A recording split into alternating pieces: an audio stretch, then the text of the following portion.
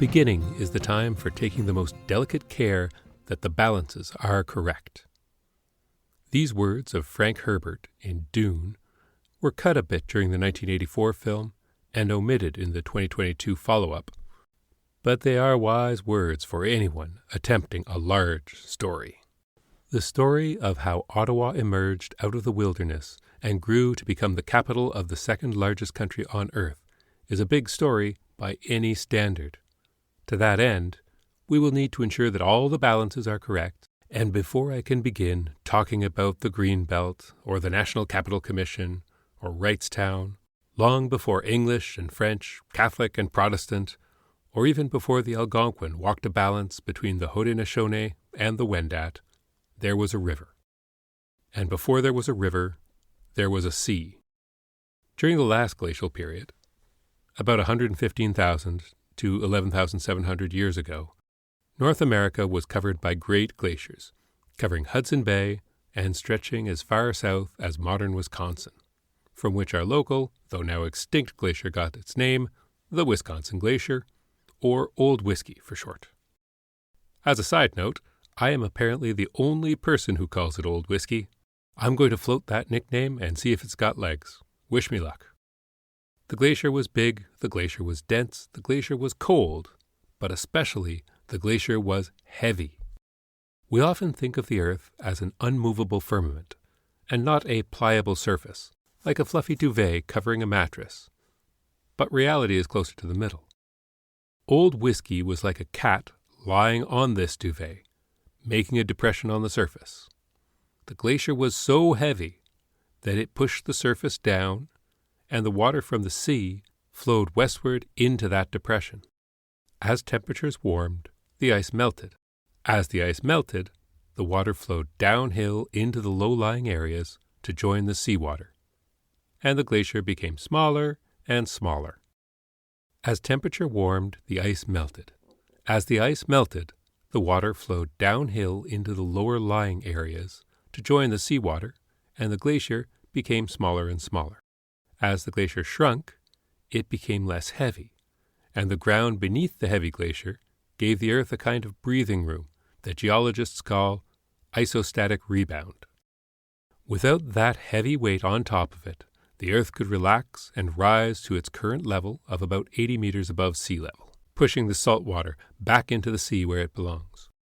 The Champlain Sea was not technically a sea, but an inlet of the Atlantic Ocean. It was 55,000 square kilometers, stretching along what's now the St. Laurence River all the way to modern Brockville, up the Richelieu River to Lake Champlain on the New York-Vermont border, and up the Ottawa River to the environs of modern-day Pembroke. At what's now Ottawa, the surface of the sea was approximately 150 meters above the seabed. As I'm speaking now, the tallest building in Ottawa is the 143-meter-tall Claridge Icon at Preston and Carling, overlooking Dow's Lake. Not quite high enough to poke above the waves. You can see a picture of the Claridge Icon on the website for context at ottawahistoryhub.com, and imagine that the surface of the sea was still 7 meters or 23 feet above its roof. While the water flowing into the inlet was salty from the Atlantic, the icy glacial water flowing from the melting glaciers was fresh, giving the sea a salinity rating of 10 to 30 parts salt to 1,000 parts water, depending on where and when you take the reading, of course. For context, most oceans are 35 parts per thousand, the Mediterranean is a little saltier at 38, and the Dead Sea is a cardiologist's nightmare of 337. With the 1 to 3% salt in the water, and the average annual water temperature of between -1 and +8 degrees centigrade, the Champlain Sea would be similar to modern James Bay, the southern extension of Hudson Bay. One of the strangest features of this sea was its impermanence. It disappeared over a period of about 4,000 years or so, which in geologic time is the blink of an eye. In those millennia, it changed from a salty sea with marine fish, mammals, and plants to a series of freshwater river valleys with freshwater flora and fauna. The Champlain Sea did not dry up overnight. The freshwater replacement rivers are still there, but there was a gradual process over the years, and those millennia had long passed by the time humans first walked along the valleys of the freshwater rivers that were all that remained of the brackish maritime past. This raises the question of how do we know there was a sea this far inland? So the term Champlain Sea was first used by the American geologist Charles Henry Hitchcock in 1906, a professor of geology and mineralogy at Dartmouth College. He made the case by looking at the fossils of aquatic and marine life, as well as the geology of sedimentary rocks. Beluga bones had first been unearthed in an Ottawa area farm in 1848, and they continued to be a regular nuisance to farmers. One farmer in particular in 1906, while digging a well, found a nigh-intact whale skeleton 4 meters below the ground. The animal bones and fossils, and similar records of fish and plants, are abundant throughout the former Champlain seabed. The most common relics are saltwater clamshells, slightly different than their freshwater cousins. But there are also abundant saltwater capelin, cod, and smelt. The record also contains records of harp and bearded seals, large marine mammals that live and breed on pack ice. The implication there is that icebergs and pack ice were commonplace enough to be a part of the landscape that made the area appealing to these northern marine mammals. There is also evidence of walrus herds near Arnprior, many kilometers from where the water is now. The largest marine mammals were, of course, whales, bowhead, humpback, and fin whales, as well as belugas and porpoises. Obviously, none of these above-mentioned mammals are found in the Ottawa area today. The silty glacial replacement of the salt water created a whole layer of sediment called Leda clay, or quick clay. For the non-classicists out there, Leda was a queen of Sparta, mother of Helen of Troy and the Gemini twins Castor and Pollux. Zeus was so enamored by her beauty that when he saw her bathing, he magically transformed himself into a swan in order to have his way with her. Leda clay is a glacial-marine clay and is soft and water retentive. It's most commonly found in northern climes, in Canada and Alaska, but also in Russia and Scandinavia. The sodium of the salt in the seawater negatively charges the particles of the clay, and the eventual result is a terra that is not so firma.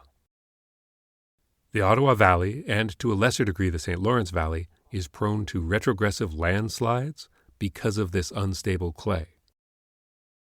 Retrogressive landslides start at the water's edge, and then the land begins collapsing there, and the collapse moves inland, often at great speed. These natural disasters are much more common on the Quebec side of the Ottawa River, and more common the further east along the river you go.